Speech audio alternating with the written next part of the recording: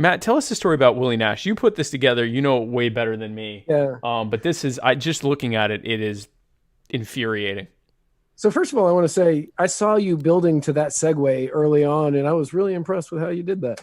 Um, Willie Nash was arrested August in 2017 in Mississippi on a misdemeanor charge. Okay. Um, when he was arrested, they failed to follow the proper booking procedures when they were putting him in jail. And after booking him, getting him into his cage, they discovered he had a cell phone on him. The way that they discovered he had a cell phone on him was he asked the guard for a charger.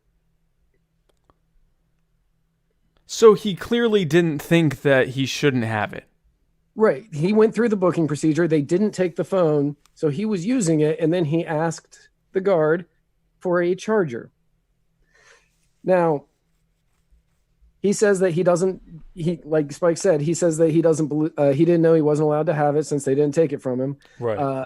But either way, thanks to Mississippi Code section 47-5-193, which says the possession behind bars of any weapon, deadly weapon, unauthorized electronic device, contraband item, or cell phone is a felony, and the offense carries a prison sentence of 3 to 15 years.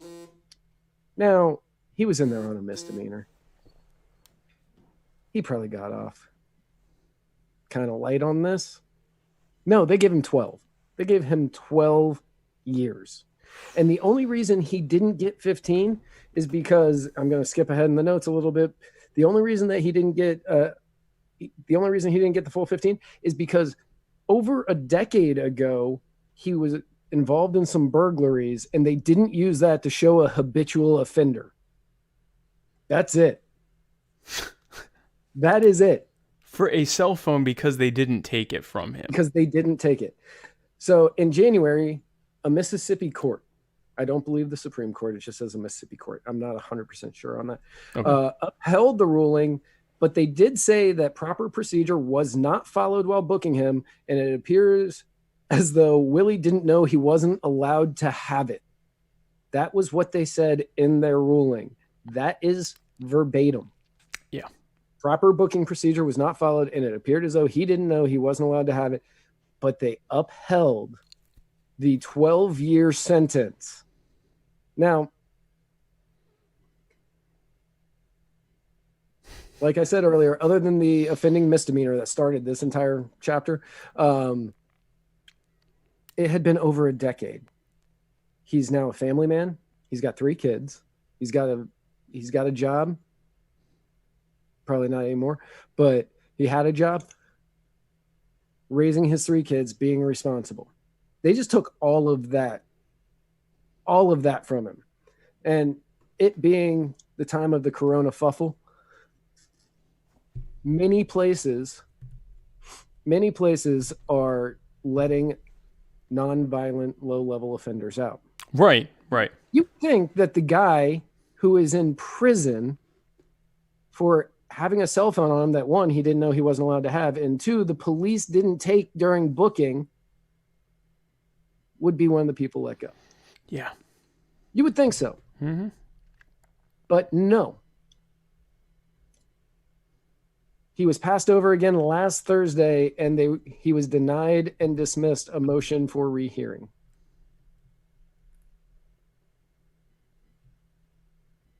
In what is what Johns Hopkins and really anyone with common sense describe as the perfect environment for the spread of COVID-19. Right. They're not able to practice social distancing. They frequent common spaces. All of the spaces are common, except I guess their bed. They have limited access to things like soap and hand sanitizer, disinfectant, personal protective equipment. They are the people who it's going to spread the most easily. Like, Yeah. they constantly are dealing with infections of things that are easy to not spread outside of prisons because people are allowed to have basic sanitation.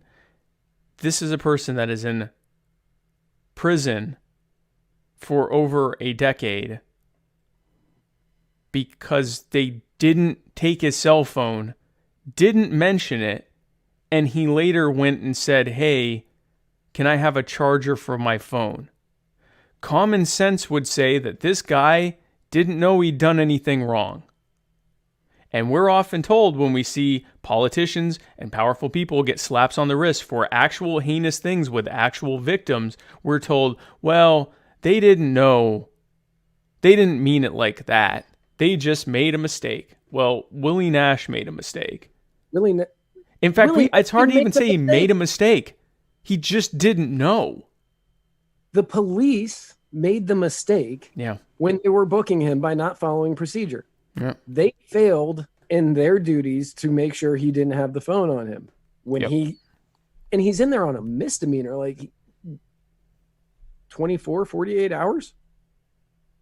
Maybe. I don't know. Yep. And for the life of me, before anybody is saying, maybe it's a crime, whatever, some serious crime, I could not find it for the life of me. Which means it wasn't a big deal. Right. Everywhere that this story was written said on a misdemeanor charge. Yeah. I can tell you right now, when we see a pattern in media. When someone is charged and treated like this, especially if they die during it, we hear the worst possible account of what that person did, so that it colors your thinking as to, whether they deserve this other thing or not. The fact that there's nothing out there about what he was actually charged with, I bet it was stupid. It was probably like a failure to appear on, oh no, that's a felony, right? Depends. I mean, this could be something like a failure to appear on, like, a expired license plate or something. Or, this could be some kind of like misdemeanor possession or some stupid.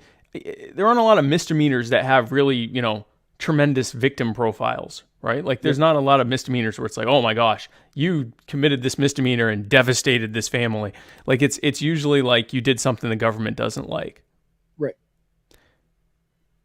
To prove it, the bulk of his time was for the police making a mistake. If we're saying that by making a mistake or being subject to a mistake, that you should be punished to the fullest extent of the law, why weren't those corrections officials punished for helping someone smuggle in goods? And if you say, well, they made a mistake, okay, Willie didn't even make a mistake. He didn't even know.